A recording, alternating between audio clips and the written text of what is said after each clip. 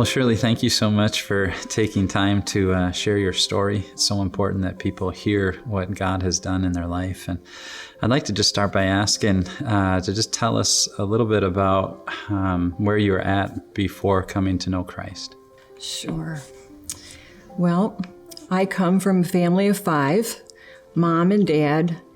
I'm the youngest girl, and I have 2 older sisters, Sandy and Barb. My dad was an atheist, and he made the decision that he was going to raise us kids as atheists. And although I don't know my mom's heart of hearts, she went along with it. She was terrified of my father, as were we. And so she went along with it and did not challenge that.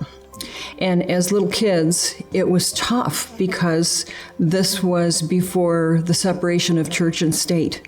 And we would go to school and we would face some awful, cruel things from our teachers at the time. So it was tough, but we survived and we graduated and we left home and it was okay. We were okay. What happened to start drawing you to Christ? Well, in 1982, my dad died. And in the many years that follow, all of my family members came to the Lord.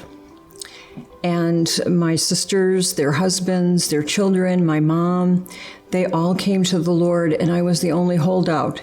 And so that was tough, and I didn't have a problem with that because it was their choice to make. And if there was an event at church, for example, if my niece Shirley was in the Christmas pageant, I was there to watch her be an angel, whatever, that was okay.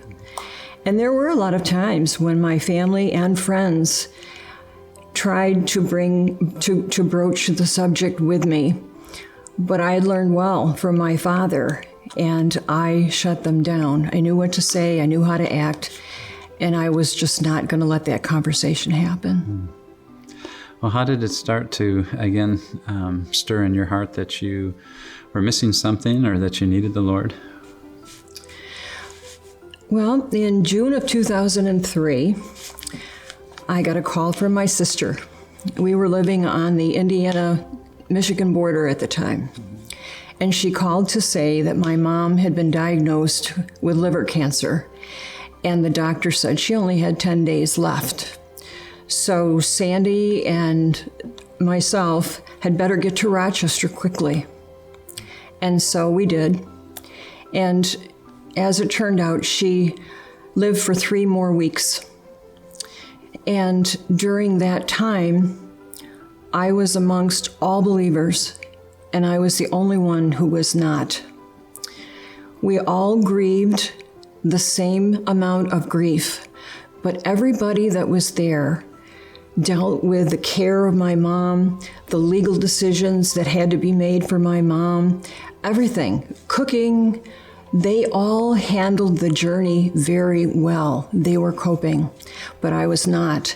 And from the time I put the telephone down in Michigan, I never ate anything substantial again. And as my mom declined every single day, so did I. And I became weaker and weaker. So, not quite understanding what was going on and being just a puddle on the floor, I went to my sister Barb and I said, "Barb, how can you function? How can you cope with this? We're going to lose our mom and you're cooking." And she said, "Because I have the Lord." And what did that do at that moment? Did you just ruminate on that, think about that, or did you just dismiss that?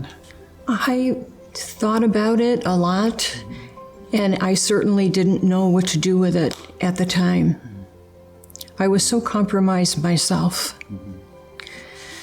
So the girls, my 2 sisters and myself, we had decided to divide every 24-hour day into 3 8-hour day parts, and that we would take shifts, if you will, to stay with my mom right at her bedside, so that regardless of when she woke up and what she wanted, the first thing that she would see was one of her daughters.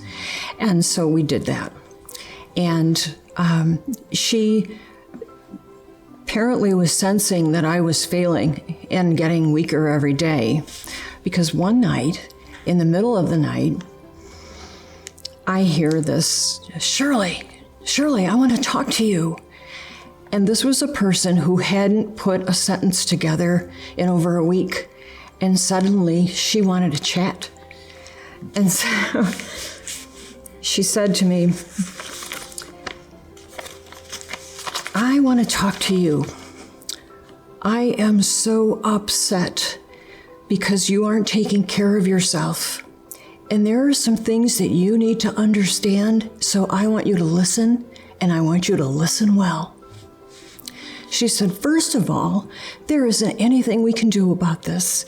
This is going to happen, and I'm okay with it. And let me tell you why I'm okay with it. She said, first of all, I'm going to miss my daughters terribly, and I don't want to not be with you, but I know where I'm going, and it's a good place. And she said, the second thing I know is that I can't wait to see Jesus, and I want to hug my mother.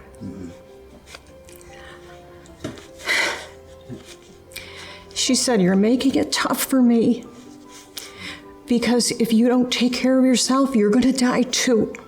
So starting tomorrow, in the morning, you are going to eat, and you are going to continue to eat until you get back on your feet and become well too.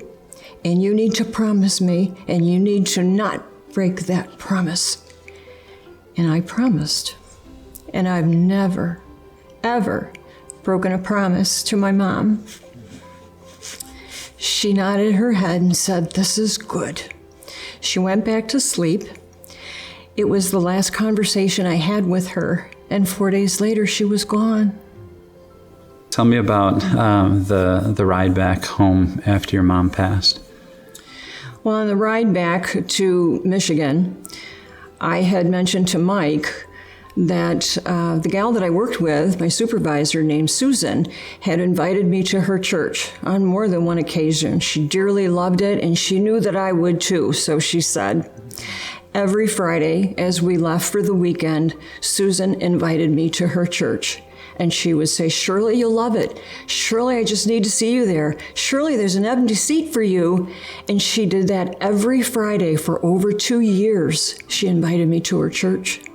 So I said to Mike, I don't know why, but I feel compelled to visit Susan's church, and I have to do it this Saturday.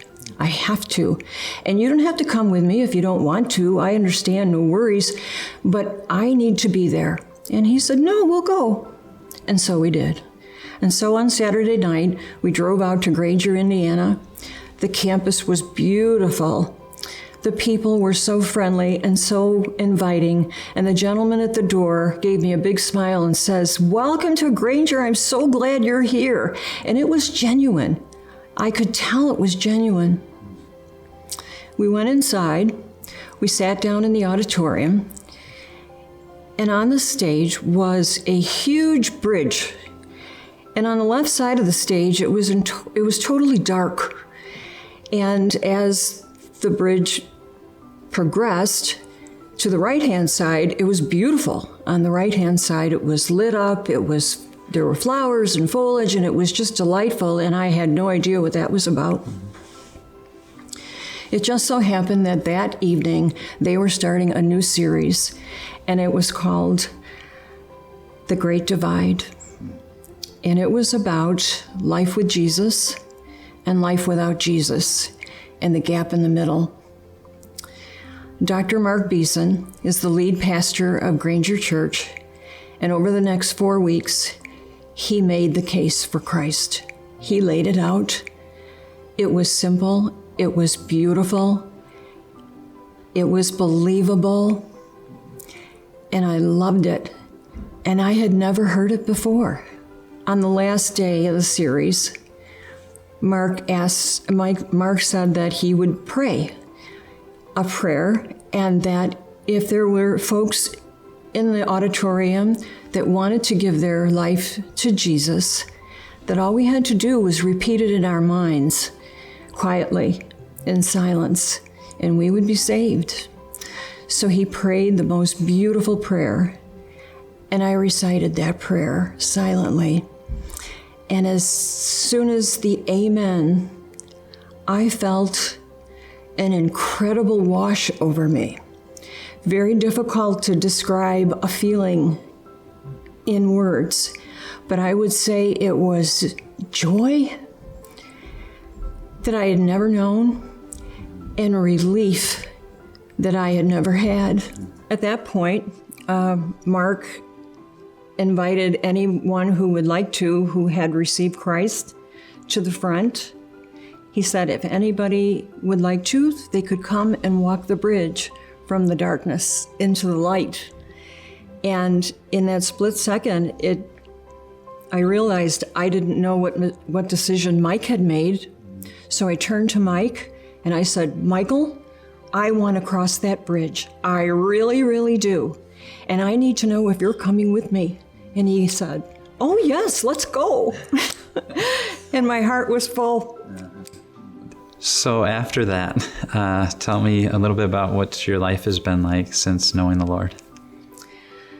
My life has been amazing. In the best times and in every crisis, my life has been amazing. And what I know is I know my future. And by that, I mean that I know that I have far many more days in back of me than I do in front of me, but that's okay. And the day is going to come when the Lord calls me home, whether that's sooner or whether that's later. But this is what is true. I know where I'm going. I can't wait to see Jesus, and I want to hug my mother. Mm-hmm. And what a glorious day that will be, right? Yeah, that's the hope that he gives.